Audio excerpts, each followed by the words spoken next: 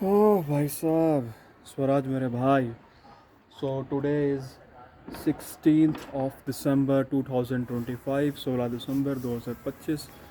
सुबह के करीब 9 बज रहे होंगे। सो अभी मैं मॉर्निंग वॉक से आया और फिर मैंने अपना वर्कआउट किया and then here I am. So today I want to make a declaration that I'm going to take full responsibility of my body, my fitness, my physique and everything. So I think जब मैं right now I am 28. So जब मैं when I was a kid below 18 तो उस वक्त मतलब fitness पे awareness नहीं थी एंड थिंग्स मेरी लाइफ मेरे कंट्रोल में नहीं थी. It was basically control by parents and society around. So but देखो, मैं ये वीडियो डिस्करेज करने के लिए नहीं बना रहा हूँ अपने पेरेंट्स को, बट द फैक्ट इज़ जो सच्चाई है वो यही थी कि देवर नॉट, मतलब जिस तरह कोई एक बंदा एक चपरासी भी बनता है, एक गार्ड भी बनता है, एक क्लर्क भी बनता है, छोटे से छोटे कोई पोस्ट होता है, अगर एक प्राइवेट जॉब या एक गवर्नमेंट जॉब, तो उसके लिए एक राउंड टेस्ट होता है, एक स्क्रीनिंग राउंड होता है. People see the qualification, at least 10th पास है कि नहीं, कोई क्वालिफिकेशन से. बट आई थिंक बच्चा होने के लिए, शादी करने के लिए, बच्चा होने के लिए कोई टेस्ट नहीं देना पड़ता. इसलिए I think marriages are failing because people are not mentally and emotionally prepared for a marriage to understand what the marriage means. It's not only about like having a sex partner and और फिर उसके बाद बच्चे करना और बच्चे पालना अपने अपने क्वालिफिकेशन है उसके लिए. मतलब बेसिक एक माइंडसेट तो होना चाहिए बेसिक. उसके बाद ऐसा नहीं कि बच्चा हो गया तो पल जाएगा, वो तो पल ही जाएगा, बट होता है ना एक अच्छे से पालना. एक है फिर भी पाल देना, बट एक ग्रो करना, नर्चर करना. तो पेरेंट्स को नहीं मालूम था और मेरे पेरेंट्स भी उसी नहीं में समझते. तो मेंटल तो छोड़ ही दो, मेंटल की तो, फिजिकल तो छोड़ ही दो, मेंटल की भी माँ छोड़ दी मेरे पेरेंट्स ने. बट फिर और उसके बाद I was like miserable mentally, physically in every way. Mentally depress था, mentally was not happy and physically तो खैर पतला दुबला, इम्यूनिटी बहुत कमज़ोर, बीमार पड़ रहा हूँ. And I did not have personal mentor. ठीक है, कोई मेंटोर मिले या कोई गाइडेंस मिले. फिर स्कूल में जा गया तो थोड़ा बहुत समझ में आया मेरे को. And then journey began. 11th 12th में भी था तो इंटरनेट का एक्सेस भी नहीं था. फिर जब मैं बाहर गया, when I went to Kota for 1 year preparation and then to Punjab for engineering. So 4-5 साल में बहुत कुछ समझ में आया, दुनिया देखी. तो नाउ पहले फिज़िकल बैरियर्स भी थे. मान लो पहले जिम ही नहीं थे भाई आसपास. पहली बात तो कोई आसपास जिम नहीं कर रहा. यूट्यूब वगैरह कुछ है नहीं, तो कुछ मोटिवेशन नहीं है जिम का कि दुनिया में लोग इतना मतलब इस तरह की बॉडी बना रहे हैं, मतलब क्या अचीव करना मालूम नहीं था. फिर यूट्यूब आया तो फिर लगा यार हमारे लिए थोड़ी ना होता है. आसपास जिम ही नहीं है. जिम के नाम है बहुत ही एक रूम है, एक कमरा है, 2-3 इक्विपमेंट, वही जिम है. कोई ट्रेनर वगैरह नहीं है. जो ट्रेनर भी है खुद पतला दुबला है. ठीक है, तो उसको देख के क्या मोटिवेशन आएगा. There no fancy gyms and all with high class equipment. फिर पंजाब वगैरह गया तो आई सेड कि नहीं पॉसिबल. फिर लगा मेरे को पॉसिबल नहीं है, बिकॉज लोगों ने बोल दिया. मेरे पेरेंट्स से ये नहीं बोला कि यार तुम पतले हो दुबले बॉडी, नहीं हमारी गलती है, हमने तुम्हें बोला तुम है ही ऐसे, तुम पैदा ही ऐसे हुए हो. एंड आई बिलीव्ड, बट चूतिया उन्होंने मेरे को बनाया.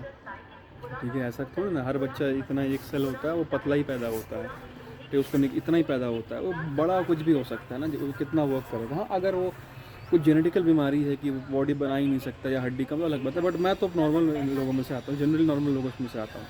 जो भगवान ने अच्छा सा बॉडी दिया है. देख लंबा हूँ ना, 6 फीट का हूँ. और एक होता है कि चलो 6 फीट का हूँ, कई लोगों का हाइट ही नहीं है भाई. और सही अभी तक तो मुझे नहीं पता कि शायद एक्सरसाइज से हाइट बढ़ती है, बट या कोई सप्लीमेंट है, होता होगा, अभी तक मेरे को नहीं पता. बट ये हाइट तो मतलब मैंने कुछ नहीं किया, लिटरली बताओ मैंने कुछ नहीं किया. भगवान ने मेरे को दे दिया. भगवान ने हाइट मेरे को दे दिया. हाथ पैर दोनों दिए. कई लोग के हाथ नहीं है, पैर नहीं है. कई लोग के हैं भगवान दिए, बट किसी एक्सीडेंट में कुछ ना कुछ कटवा गया, ख़त्म हो गया. अपने फैमिली में देख हो गया, मेरे अपने फैमिली में, क्लोज रिलेटिव में. तो देखो, और ऐसे चलो हाथ पैर दिए हैं, बट वो किसी काम गलूला है, एक ही हड्डी का नहीं. मतलब मेरे को फाइनली आज रियलाइज़ हो गया. मतलब रियलाइज़ तो बहुत दिन से हो गया था, आज मैं डिक्लेयर कर रहा हूँ कि भगवान ने कोई जो करना था भगवान ने दे दिया. हाइट दे दिया, दोनों हाथ पैर मेरे काम कर रहे हैं. अब मैं वर्कआउट कर सकता हूँ. कुछ लोग मान लो वर्कआउट नहीं, बॉडी अलाउ नहीं किया, फिर बॉडी नहीं कर रही है. और डाइट मेरे कंट्रोल में है पहली बात तो. अब जिम्स अवेलेबल है. बैंगलोर में जब मैं था तो कल्ट फिट वगैरह की तरह जिम्स खुल गए थे, वो भी अवेलेबल है. और यहाँ भी बहुत, एक नहीं तो बहुत सारे जिम्स खुल गए हैं. ट्रेनर्स वगैरह प्रॉपर हैं और पैसे भी हैं मेरे पास। पहले पैसे नहीं था। बाप ऐसा नहीं कि मैं गरीब भीख मंगा, नहीं ऐसी बात नहीं थी। पैसा बाप के पास था, बट उन्होंने पूरा खेल खेला। उन्होंने मेरे को बिलीव करवाया कि नहीं हम लोग बहुत गरीब है, तो मैं पैसा मांगते ही था। डिमांड है, चाहे खाना हो, चाहे इन्जॉयमेंट हो, चाहे नीड हो। मतलब हम तो गरीब है, पैसे कहाँ से आएंगे। तो समझ में आया कि मेरे बाप एक्चुअली में गरीब नहीं है। ठीक है, हम अंबानी नहीं है, we are not like industrial class, but still we are middle class at least, and that too middle upper middle class में भी हम लोग आते हैं। ठीक है, सो अब समझ में आ गया, पैसे भी हैं, मैं खुद भी कमाने लगा हूँ, और अब बाप से पैसे निकलवाने मेरे को आ गया। अब पैसे भगवान बाप भी अब दे रहा है। ठीक है, पैसा तो टेंशन की बात नहीं है। तो अब मेरी रिस्पॉन्सिबिलिटी है कि मैं डिसिप्लिन में रहूँ, सुबह उठूँ, रोज़ टाइम पे सुबह उठूँ, सुबह उठ के 3 टाइम जो मैं खाना खा रहा हूँ दिन भर, मैं अपना डाइट का कंट्रोल रखूँ, सही डाइट लाऊँ, कोई भी कचड़ा नहीं खाऊँ, बिल्कुल सही डाइट लूँ अपने अंदर, और मैं वर्कआउट करूँ। ऑफकोर्स और पेन होगा, एफर्ट लगेगा, पेन होगा, ये नहीं कि मैं क्विट करूँ। ऑफकोर्स थोड़ा थोड़ा पुश करूँ, आज 10 पुशअप किया, कल 12 करूँ, फिर उसको 13-14 पे ले जाऊँ। ठीक है, और रोज़ जैसे एक दिन में स्किप नहीं करूँ, अनलेस कहीं जाना है, कुछ हो गया तो अलग बात है। कभी स्किप हुआ भी 1 या 2 दिन से ज़्यादा गैप नहीं रखना। तो भगवान मेरे को जो करना था कर दिया। आज के पहले उतना मेरा अपना लाइफ में उतना कंट्रोल नहीं था। कभी मैं पंजाब में हूँ तो वहाँ जिम में लंबी लाइन है, और वहाँ पता नहीं है, गाइडेंस नहीं है, फिर वो समझ मतलब होता ना, मेरे दिमाग में था कि नहीं पहले जॉब करनी, स्टेबिलिटी लानी, जिम तो बाद में भी कर लेंगे, बॉडी बना लेंगे। फिर लड़के चक्कर आ गया तो लगा कि पहले सब फोकस करते हैं नौकरी वगैरह पे ना, जब जॉब कर लेंगे, शादी कर लेंगे, फिर करते रहेंगे। फिर उसके चक्कर में फिर छोड़ा, रोना धोना हुआ, बट ना एवरीथिंग इज़ ऑल राइट। मेरे हाथ में देखो, अब अलग बात है, आज मैं वीडियो बना रहा हूँ, शाम में कुछ हो जाए, अगले दिन कुछ, अलग बात है, बट अगर ऐसा कुछ नहीं होता है, सो नाउ इट्स मेरी रिस्पॉन्सिबिलिटी है। नहीं प्रॉमिस स्वराज, वो मैं प्रॉमिस कर रहा हूँ कि मैं रोज़ जिम करूँगा, और आई विल, मैं जिम करूँगा। मैं एटलीस्ट अभी स्टार्टिंग, चलो एक क्या करते हैं, एक दिन गैप रखते हैं, आज जाऊँगा नहीं जाऊँगा, तो वीक में 3 to 4 डेज़ हो जाएगा। फिर उसको करते करते मैं 4-5 डेज़ ले आऊँगा, फिर 7 डेज़, एक दिन रेस्ट चलो रहेगा, 6 डेज़ तो रहेगा ही रहेगा। फिर मैं वर्कआउट को और इंक्रीज़ करूँगा, और डाइट का स्पेशल ख्याल रखूँगा। ठीक है, एंड फिर मैं यूट्यूब से कल्ट फिट वगैरह से, मतलब हर तरह से मैं नए नए वर्कआउट्स लेकर आऊँगा। कैलेस्थेनिक्स नाम ऐसा कुछ।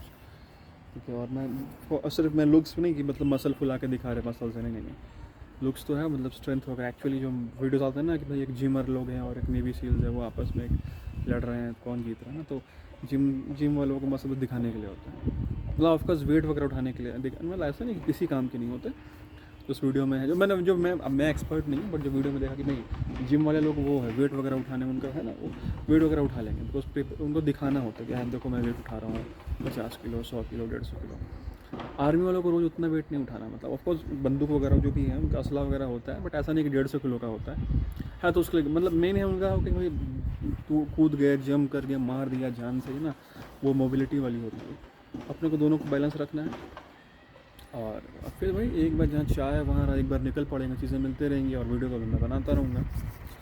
सो आज 16 दिसंबर है, मैं डेट डाल देता हूँ, देखते हैं, क्या पता मैं कल रही हूँ ना, मतलब किसको पता है हमारा आखिरी दिन कब होगा। बट अगर जनरली देखो, अगर 60 साल 80 साल जीना है, मान लो मैं 80-90 तक जीता हूँ, 100 साल तक जीता हूँ मैं मैक्सिमम, 70 साल जीने हैं, देखते हैं कितना हो जाने वाला है। So love you Swaraj, all the best, and rock the world.